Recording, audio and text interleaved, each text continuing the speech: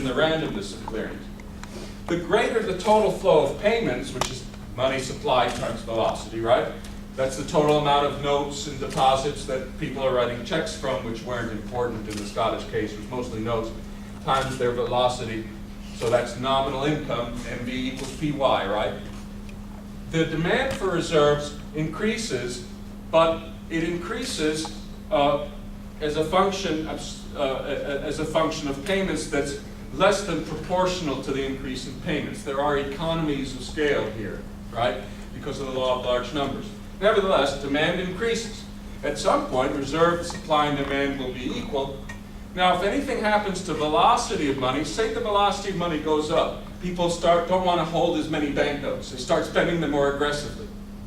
Well, that's going to cause MV to go up, but now demand for reserves exceeds supply. Banks are going to respond by contracting their balance sheets, that is the total outstanding stock of notes, to get back to that equilibrium.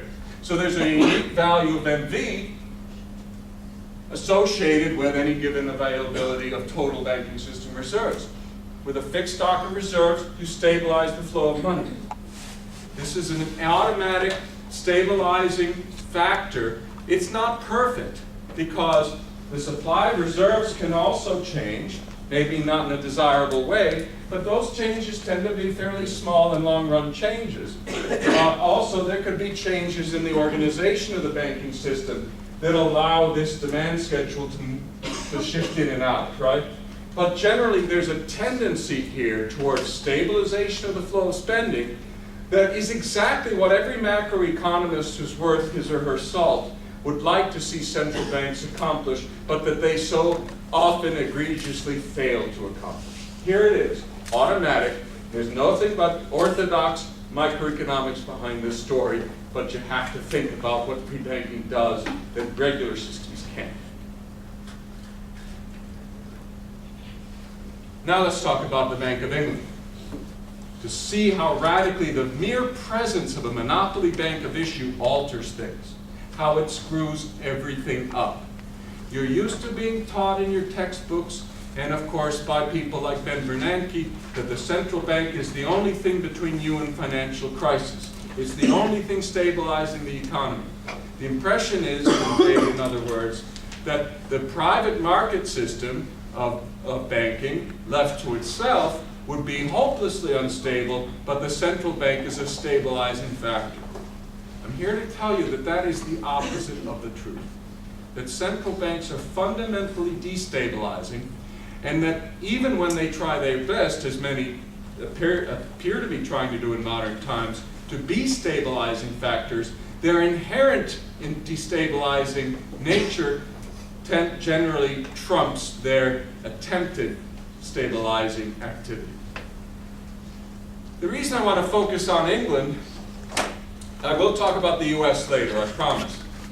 I want to focus on England because, of course, it makes for an obvious comparison with Scotland, and also because the Bank of England is the first of the famous central banks. Actually, the Bank of Sweden is actually the first real public bank, but the Bank of England was the first to really gain notoriety.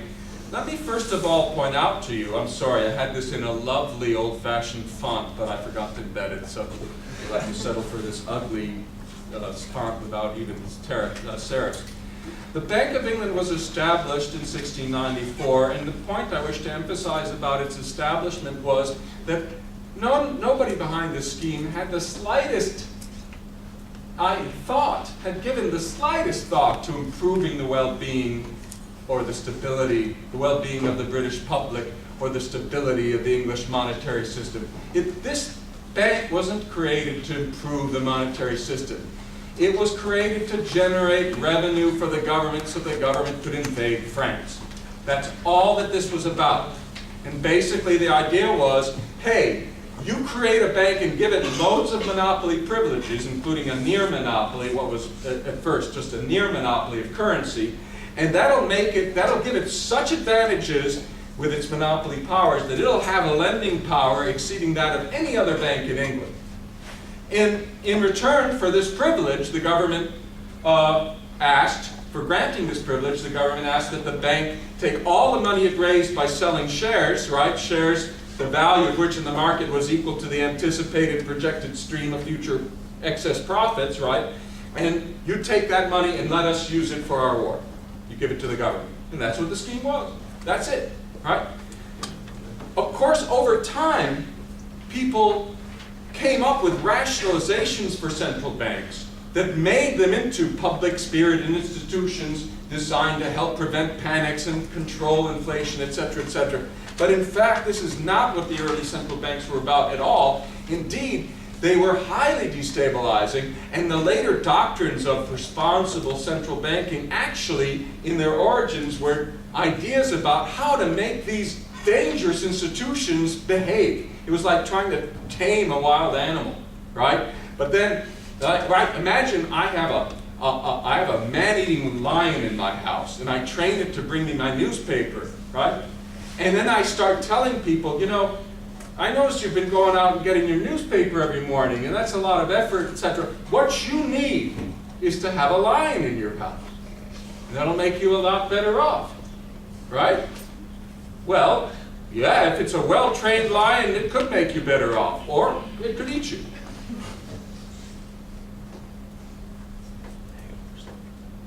Now, let's talk about what happens to economic development with a central bank, right? And now I'll go over here. You see I'm an even-handed sort of economist.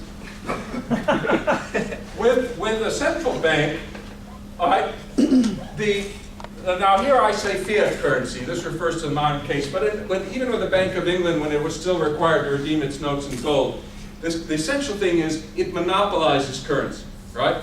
So, to the extent that the public savings consist of their holdings or have to consist of holdings of currency, right? Who gets all those savings? Not the commercial banks, which aren't allowed to issue notes. All of those savings are scooped up by the central bank. Why is this bad? Because the central bank, then and today, in England in 1694, and today in the US, well, in the recent crisis, there's a lot of giving of loans to insolvent financial institutions. But generally speaking, central banks give all their funds to their sponsoring governments, right? Well, who else? That's who gave them their monopoly privileges. You think the governments aren't going to ask for something in return? The problem is that the money gets scooped up by governments, doesn't get invested efficiently. And you can look at the returns on central bank balance sheets. It's not very good. Of course, the government doesn't pay any interest to the central bank, so they actually don't make any returns, ultimate returns in that respect. But governments don't take these funds and apply them towards productive investment. They squander a lot of them or use them for wars, etc., etc. And that was especially true in England in 1694, and it's especially true in many poor countries today. If the public, if their bank deposits are not important, as they were not in the past, this is almost all the monetary savings of people being scooped up through that channel. It's going to lower your rates of growth. That's not the bad aspect of central banking I wish to emphasize. What I wish to emphasize is how it undermines the self-regulatory features of a free banking system and creates the basis for sometimes dramatic monetary instability and business cycles and inflation and all that. I said that a free bank is like a member of a chain gang, right? An individual free bank cannot just run away with money creation. It's going to be tricked by its rival banks, sending back those excess liabilities it issues and asking for them to be paid. Central banks, by their monopoly privileges, are more like Pied Pipers in the monetary system. You know the story of the Pied Piper, right?